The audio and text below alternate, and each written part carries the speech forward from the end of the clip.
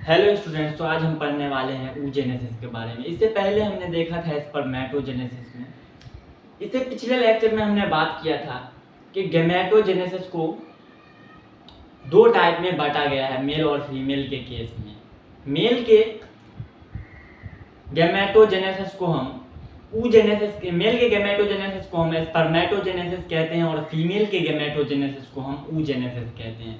तो हमने स्पर्मेटोजेनेसिस को डिटेल में पढ़ लिया। आज हम पढ़ने वाले हैं oogenesis के बारे में।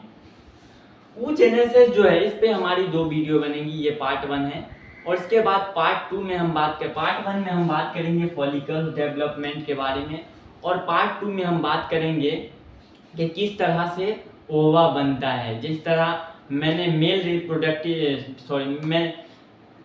स्पर्मेटोजेनेसिस में देखा था किस तरह से स्पर्म बनता है, उसी तरह हम पार्ट 2 में देखेंगे कि किस तरह oogenesis से ओवा प्रोड्यूस होता है, बनता है। तो हम स्टार्ट करते हैं oogenesis। Gametogenesis in male is start during pregnant embryonic life। जो गैमेटोजेनेसिस है ये फीमेल के कंडीशन में ये स्टार्ट होता है एम्ब्रियोनिक स्टेज में। गैमेटोजेनेसिस फीमेल के कंडीशन में ये स्टार्ट होता है एम्ब्रियोनिक स्टेज में।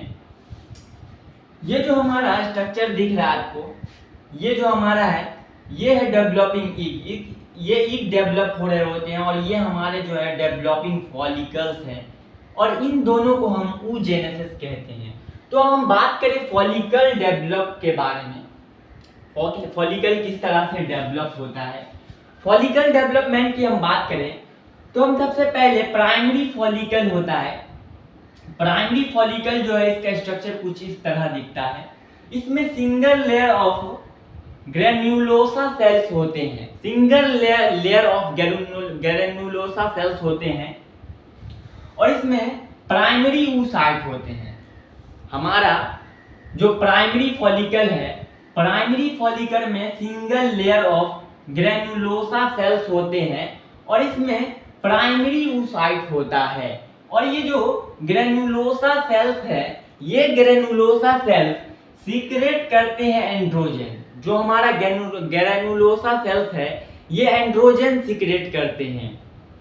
उसके बाद हम देखें, फिर ये जब ग्रो करता है तो हम सेकेंडरी फॉलिकल की बात करें तो ये जब ग्रो करता है तो ये सेकेंडरी फॉलिकल में कन्वर्ट होता है। सेकेंडरी फॉलिकल की बात करें तो ये जो प्राइमरी फॉलिकल है हमारा, ये जब ग्रो करता है तो ये सेकेंडरी फॉलिकल में कन्वर्ट हो जाता है। और सेकेंडरी फॉलिकल जो है, इस सेकेंडरी फॉलिकल में हमें क्या क्या चेंजेस देखने को मिलते हैं, तो इसमें हमें चेंजेस देखने को मिलते हैं कि इस पे थीका की लेयर आ जाती है।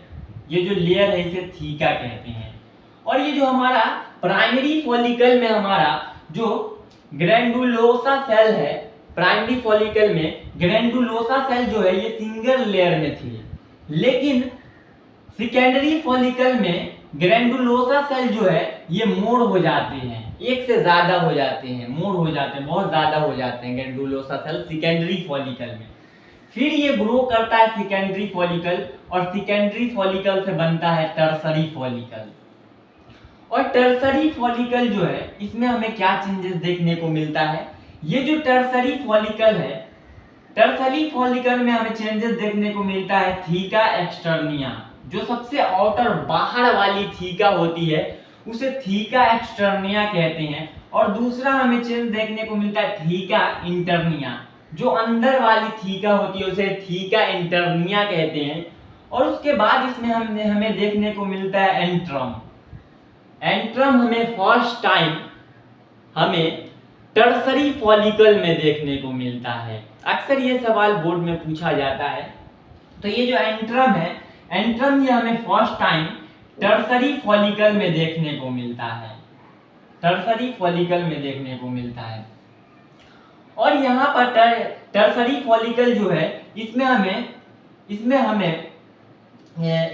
देखने को मिलता है प्राइमरी oocyte और सेकेंडरी oocyte दोनों देखने को मिलते हैं। ये बहुत इंपॉर्टेंट पॉइंट है कि टर्सरी फॉलिकल में हमें प्राइमरी oocyte और सेकेंडरी oocyte दोनों देखने को मिलते हैं। और ये क्यों देखने को मिलते हैं, ये हम बात करेंगे oogenesis के पार्ट 2 लेक्चर में।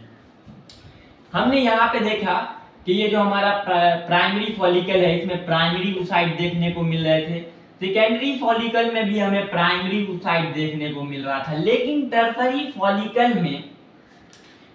फॉलिकल में क्या होता है कि टर्सरी फॉलिकल में प्राइमरी oocyte और सेकेंडरी oocyte दोनों देखने को मिलता है। फिर क्या होता है, टर्सरी फॉलिकल के बाद ये जब मैच्योर होता है तो आगे जाकर बनता है हमारा ग्राफियन फॉलिकल, और ग्राफियन फॉलिकल ये बहुत मैच्योर होते हैं। ग्राफियन फॉलिकल बनता है और ग्राफियन फॉलिकल में हमें क्या क्या चेंजेस देखने को मिलते हैं। ग्राफियन फॉलिकल की बात करें तो इसमें सबसे आउटर लेयर जो होती है उसे थीका एक्सटर्निया कहते हैं, और फिर से उसके बाद जो इनर लेयर होती है उसे थीका एक्सटर्निया कहते हैं, थीका इंटरनिया कहते हैं इसके अंदर वाली लेयर को। और ग्राफियन फॉलिकल में हमें देखने को मिलता है सेकेंडरी oocyte। सेकेंडरी oocyte हमें कहाँ देखने को मिलता है, ग्राफियन फॉलिकल में। तो हमें ग्राफियन फॉलिकल में देखने को मिलता है सेकेंडरी oocyte, और इसमें एक नई चीज देखने को मिलती है ग्राफियन फॉलिकल में, और वो है जोना पेलिस्यूडा। जोना पेलिस्यूडा ये बहुत इंपॉर्टेंट होते हैं, जोना पेलिस्यूडा ये इंपॉर्टेंट होते हैं फर्टिलाइजेशन के लिए। जोना पेलिस्यूडा ये इंपॉर्टेंट होते हैं प्रेगनेंसी के लिए, इन सब के लिए ये जोना पेलिस्यूडा इंपॉर्टेंट होते हैं। तो अब हम बात करें जोना पेलिस्यूडा, इसमें हमें देखने को मिलता है ये जो लेयर होती है इसे हम जोना पेलिस्यूडा कहते हैं। जोना पेलिस्यूडा क्या होता है, ये non cellular layer made up of glycoproteins secret by 2 secondary oocyte around itself. ये जो जोना पेलिस्यूडा है, जोना पेलिस्यूडा की हम बात करें तो ये नॉन सेलुलर होती है और ये बनती है ग्लाइकोप्रोटीन से बनती है। जोना पेलिस्यूडा जो है ये नॉन सेलुलर होती है और ये ग्लाइकोप्रोटीन से बनती है, और ये सीक्रेट करता है सेकेंडरी oocyte सीक्रेट करता है, सेकेंडरी oocyte सीक्रेट करता है। तो अगर हम शुरू से इसे फिर से रिवाइज करें तो हमें सबसे पहले ये देखना है कि ये जो हमारा प्राइमरी फॉलिकल है, प्राइमरी फॉलिकल में हमें प्राइमरी oocyte देखने को मिलता है, सेकेंडरी फॉलिकल में हमें प्राइमरी ही oocyte देखने को मिलता है। स्टूडेंट क्या करते हैं कि एग्जाम में सोचते हैं कि प्राइमरी फॉलिकल है तो प्राइमरी oocyte है और सेकेंडरी फॉलिकल है तो सेकेंडरी oocyte होगा, लेकिन ऐसा नहीं है। यहाँ हमें प्राइमरी फॉलिकल में प्राइमरी oocyte देखने को मिलता है और सेकेंडरी फॉलिकल में भी प्राइमरी oocyte देखने को मिलता है, और हमें टर्सरी फॉलिकल में भी प्राइमरी और सेकेंडरी oocyte देखने को मिलता है। तो हमें इसमें से सिर्फ ये याद रखना है अच्छे से। और जब ग्राफियन फॉलिकल, मैच्योर फॉलिकल आते हैं ग्राफियन फॉलिकल, तो इसमें हमें सेकेंडरी oocyte देखने को मिलता है। तो ये जो ग्राफियन फॉलिकल है, ये ग्राफियन फॉलिकल आगे चलकर रप्चर होते हैं। रप्चर मतलब ये टूटते हैं आगे चलकर। जब ये ग्राफियन फॉलिकल रप्चर होते हैं तो ये बनाते हैं कार्पस लूथियम। कार्पस लूथियम बनाते हैं। कार्पस लूथियम ये इस तरह का स्ट्रक्चर दिखता है। जब ये ग्राफियन फॉलिकल रप्चर होते हैं तो बनता है कार्पस लूथियम, और कार्पस लूथियम का कुछ इस तरह येलोइश स्ट्रक्चर दिखता है जो कि येलो कलर का होता है। In ruptures to form a structure called corpus luteum yellowish colour. तो जब ये ग्राफियन फॉलिकल रप्चर्स होते हैं, टूटते हैं, तो हमें जो स्ट्रक्चर देखने को मिलता है उसे कार्पस लूथियम कहते हैं, और ये येलोइश होता है। कार्पस लूथियम में हमें 2 हार्मोन देखने को मिलते हैं, एस्ट्रोजन और प्रोजेस्टेरोन। तो आज के लिए इतना ही, मिलते हैं अगले लेक्चर में। ये हमारा oogenesis का पार्ट 1 है, और oogenesis के पार्ट 2 में हम बात करेंगे कि किस तरह से ओवम बनता है। जिस तरह मेल के केस में स्पर्मेटोजेनेसिस में स्पर्म कैसे प्रोड्यूस हुआ था, उसी तरह हम oogenesis के पार्ट 2 लेक्चर में हम देखेंगे कि ओवम कैसे बनता है, ओवा प्रोड्यूस कैसे होता है।